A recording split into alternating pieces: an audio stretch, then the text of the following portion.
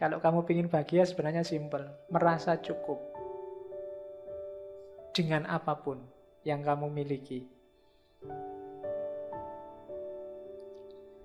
Jadi seneng itu tidak perlu dikejar. Langsung aja kamu nikmati sekarang, apapun kondisimu. Maka kamu akan bahagia.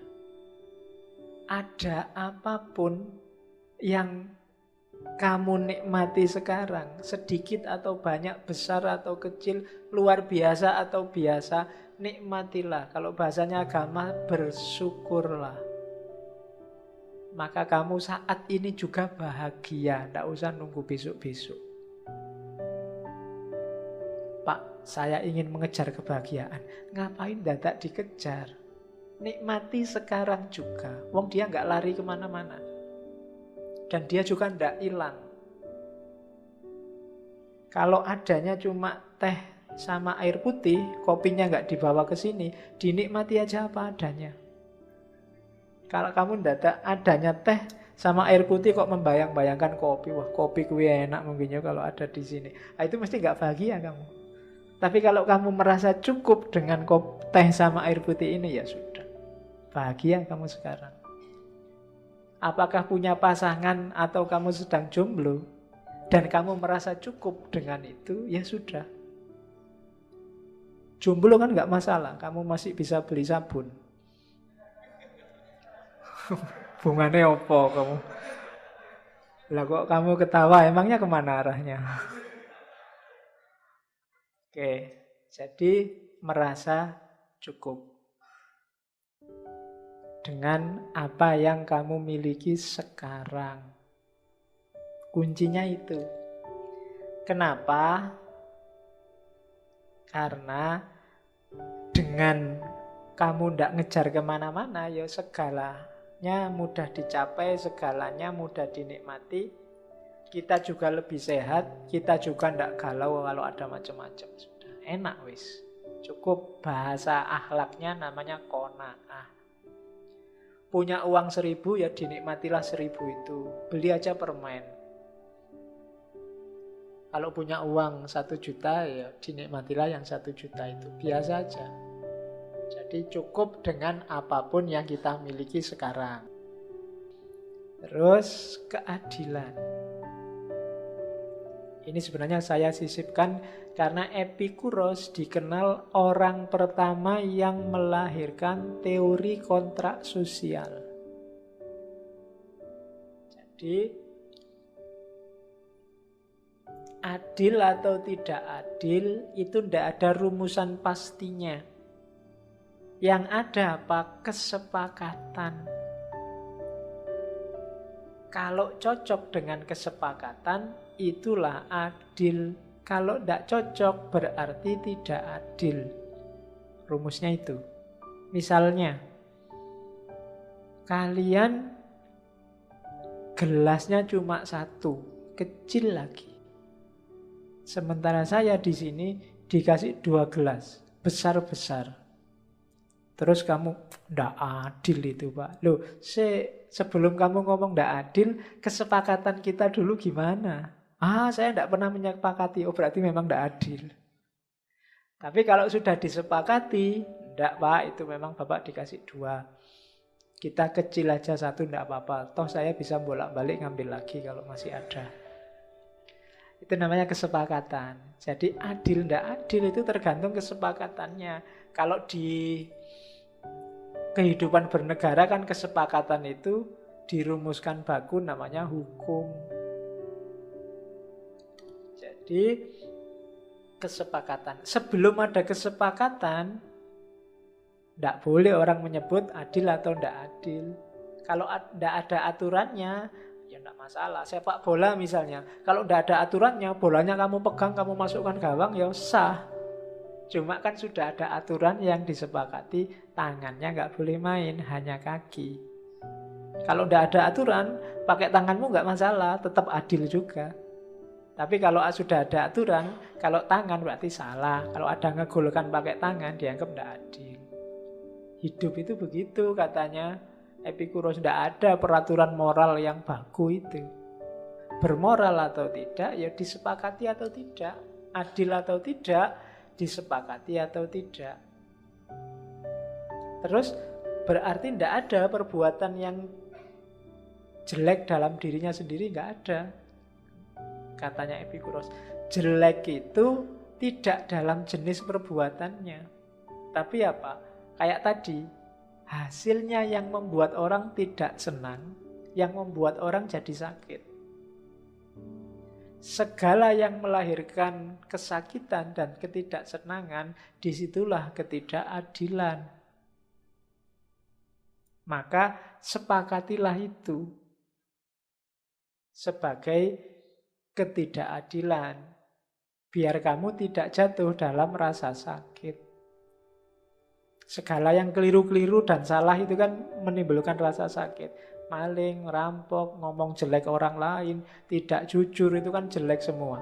Itu tidak jelek dalam dirinya sendiri, tapi jeleknya dalam efeknya yang bikin sulit, bikin susah, bikin galau. Jujur misalnya, mungkin kejujuran tertentu malah menenteramkan. Ketidakjujuran tertentu malah menenteramkan, kan bisa. Maka ini baik. Tidak masalah. Ada temenmu tanya, "Mas, aku ini ganteng apa jelek ya?" Itu kan kalau kamu jujur kan bisa menyakiti. Nah, di saat itu kejujuranmu membahayakan dia. Jangan. Nggak adil kalau kamu tiba-tiba ngomong, "Ya saya jujur loh ya, saya jujur ini." Ya mesti menyakiti itu. Ya. Jadi jangan jujur kalau yang itu. Jadi kejujuran di sini malah jadi jelek. Kenapa? Efeknya bikin sakit, bikin galau. Ya meskipun dia jelek, ya kamu bisa ngomong pakai bahasa yang lain kan. Bisa, enggak kok, kamu enggak jelek, eksotis saja. Misalnya, kan gitu. Enggak apa-apa. Ya tuh kok ngomong, enggak, kamu itu alternatif. Nah, kan bisa. Alternatif itu kan maksudnya kan enggak standar. Kalau yang lain standarnya begitu, nah, kamu standarnya beda. Jadi itu keadilan. Terus ya, kalau sudah disepakati, ya keadilan itu sama untuk semua orang. Kecuali dalam kondisi tertentu, kalau ada situasi khusus yang menyebabkan perbedaan. Maling misalnya, kalau ada, karena memang sangat terpaksa, kalau nggak maling dia tewas, dan malingnya pun cuma sekedar bisa kenyang. Nah, itu kan hitungannya bisa ganti. Tapi yang jelas, awalnya itu harus kesepakatan. Itulah keadilan. Jadi, sebenarnya nanti panjang kalau ngomong ini ke moralnya Epikuros, tapi next time kita ngomong itu. Hari ini ngomong tentang sumber hedonismenya saja. Ini ada kalimat bagus, kesimpulannya dari semua penjelasan di depan tadi. It is impossible to live a pleasant life without living wisely and honorably and justly. And it is impossible to live wisely and honorably and justly without living pleasantly. Hidup ini kan tadi sumbernya mengejar kesenangan. Tidak mungkin orang bisa senang kalau tidak hidup secara bijaksana, secara terhormat dan adil. Sebaliknya juga begitu. Orang tidak mungkin disebut bijaksana, disebut terhormat, dan disebut adil kalau dia tidak senang. Kok orang bijaksana, dia terhormat dan adil, tapi dia nggak senang, itu berarti terpaksa. Itu berarti bukan keinginannya sendiri. Dan orang kayak gini nggak bisa disebut bijaksana, nggak bisa disebut terhormat, dan juga nggak bisa disebut adil. Kok ada orang seneng tapi dia nggak bijaksana, hidupnya ngawur, hidupnya nggak terhormat, hidupnya nggak adil, pasti keliru, itu pasti bukan kesenangan. Atau seandainya itu kesenangan, hanya kesenangan yang sementara, yang selanjutnya akan membuahkan rasa sakit, rasa tidak enak, rasa tidak nyaman. Maka harus berjalan seiring. Lah rumusan kebijaksanaan, rumusan kehormatan dan juga keadilan ya yang dirumuskan di depan tadi. Bagaimana cara kita mengejar kesenangan secara wise, secara honor dan secara justly. Dan bagaimana kita hidup bijaksana, hidup terhormat, hidup adil tapi menyenangkan. Jadi itu paket yang tidak bisa dipisah. Harus berjalan seiring. Maka senang-senang dalam Epikuros kesenangan dalam Epikuros tidak bisa diartikan senang-senang. Jadi ya memang nyari kesenangan tapi bukan senang-senang. Senang-senang itu senang yang tidak diatur. Melampiaskan hasrat belaka, melampiaskan hawa nafsu belaka. Karena ada kalkulasi-kalkulasinya. Ketika menyalahi kalkulasi tadi, yang lahir bukan kesenangan, tapi rasa sakit, rasa tidak nyaman, rasa tidak enak. Baik didahului senang dulu sebentar atau sejak awal memang sudah nggak enak. Jadi rumus utamanya itu untuk hedonisme gaya Epikurean.